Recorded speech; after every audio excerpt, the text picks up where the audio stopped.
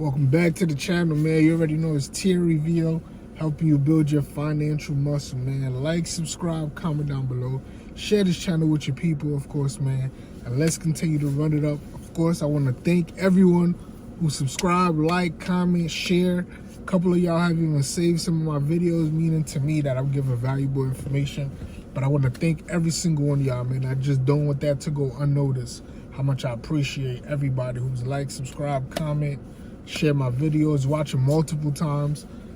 So just want to make sure, tell you guys I appreciate you. Today, we're going to talk about two things. Well, it's really one thing, the EV market, electric vehicles, man.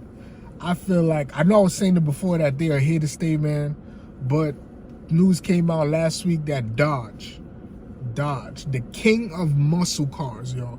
I love muscle cars. Like, I'm a car dude. I don't know how to fix cars. That's not my thing, but I just love cars. I like nice, loud, fast cars. And I like, you know what I mean, little fast cars. Like, you know what I mean? For if you didn't know, for those of you, my favorite car out of all the cars is, my favorite car is Aston Martin DB9, right? Because every part of that car is handmade. And the person who puts your engine together actually signs the engine, and you could go to the factory and meet that person. I think that's one of the coolest things ever.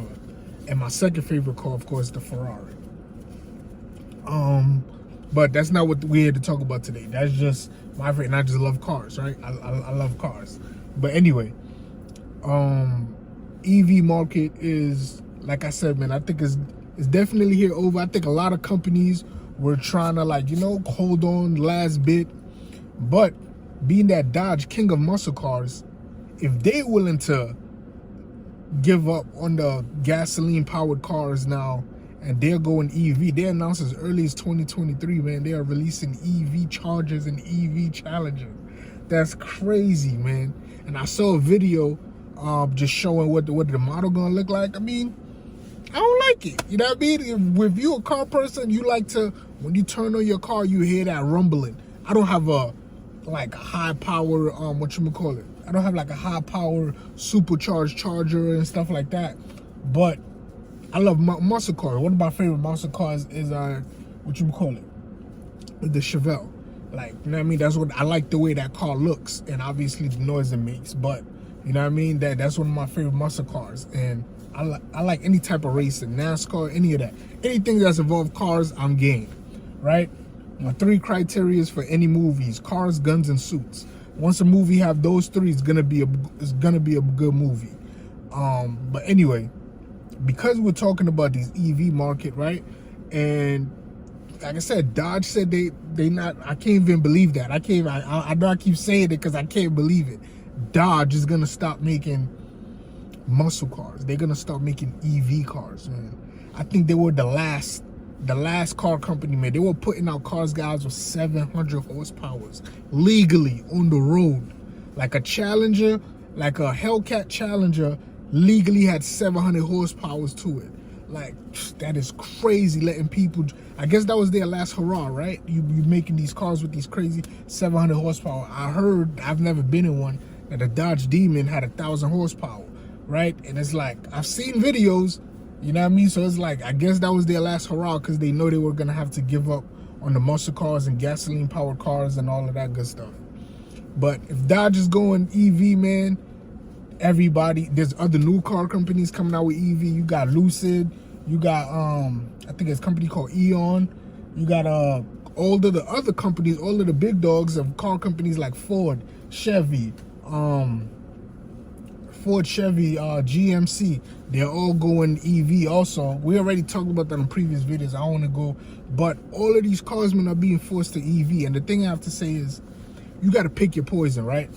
Gasoline powered cars, I'm making it very simple of how they're both honestly bad for the environment, right? It's just all about you picking your poison, right? So you got your gasoline powered cars, you know what I mean? The fumes that come out the car goes up into the air and it makes the earth a lot hotter. And that's not exactly, but I'm just putting it in the most layman terms. So don't try to call me, don't come in my comments, right? And you don't know science and all. Nah, that's not what we're just giving it the most layman term that you could go do your research. So because all of the fumes that come out of cars, they go up into the atmosphere, right? They make the earth a lot hotter. So now they make the earth a lot hotter. Your seasons are off. The earth being a lot hotter,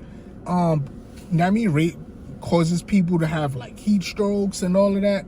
So if you go like up to like, well, I don't think you would actually go there, but like North Pole and stuff like that, those ice caps are melting, and that is because the earth is becoming a lot hotter because we are burning fossil fuel, not just in cars, factories, anything that burns fossil fuel. That fume just goes and hangs in the air. So you know what I mean, it makes the earth a lot hotter, and it causes global warming.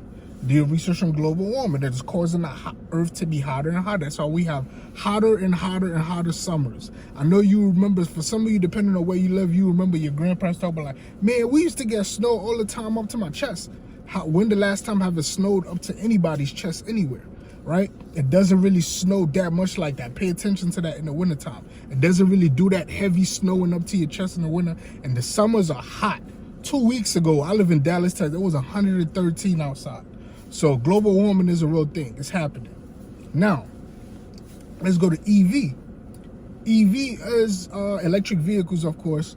But the thing is that they used a lot of our natural resources, right?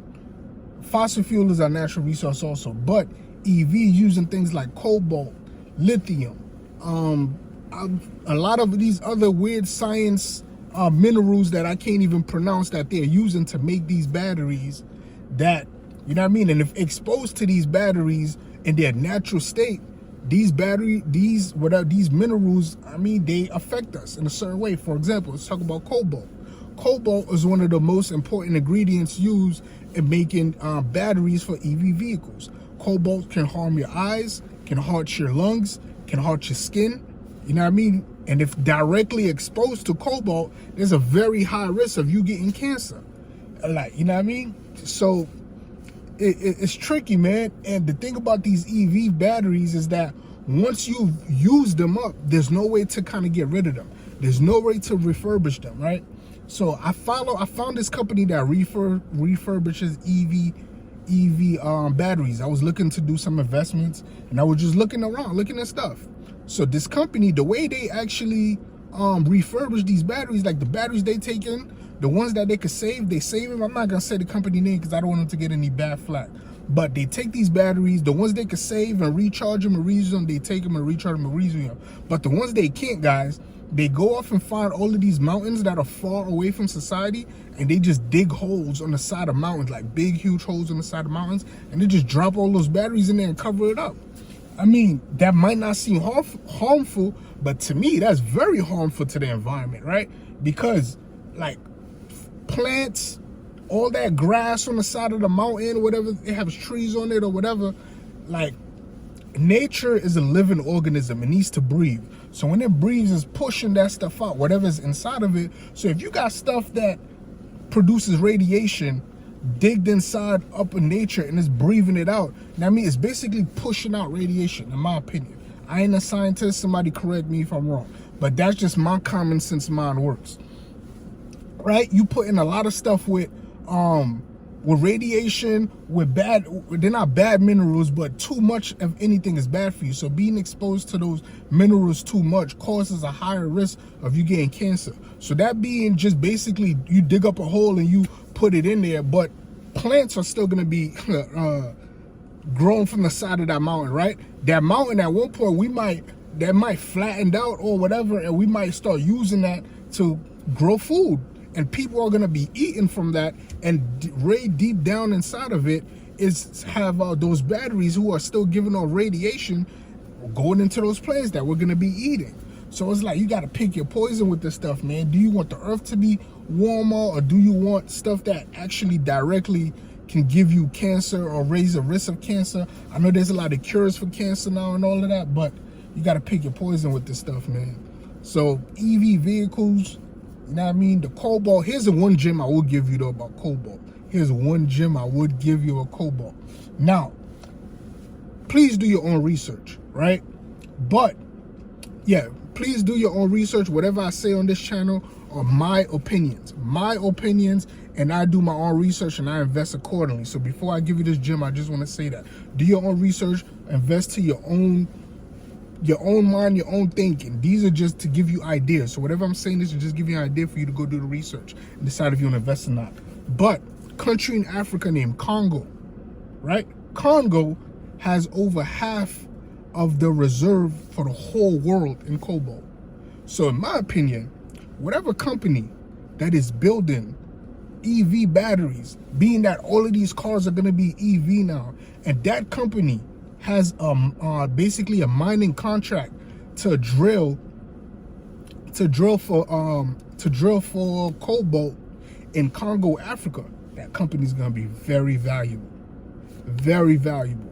Any company that has a contract to drill in Africa, or any company in Africa, especially in Congo, that is exporting cobalt, means shipping cobalt out, selling cobalt out, that company is going to be very valuable. Whether it's selling cobalt or whether it's not selling the cobalt and it's just hoarding it and it's reserving it, either way, you're going to be either valuable because you're selling a lot of cobalt, or you could also be valuable by waiting till everybody else runs out of cobalt, and now you can raise the price on your cobalt because you're the only one who got cobalt, right?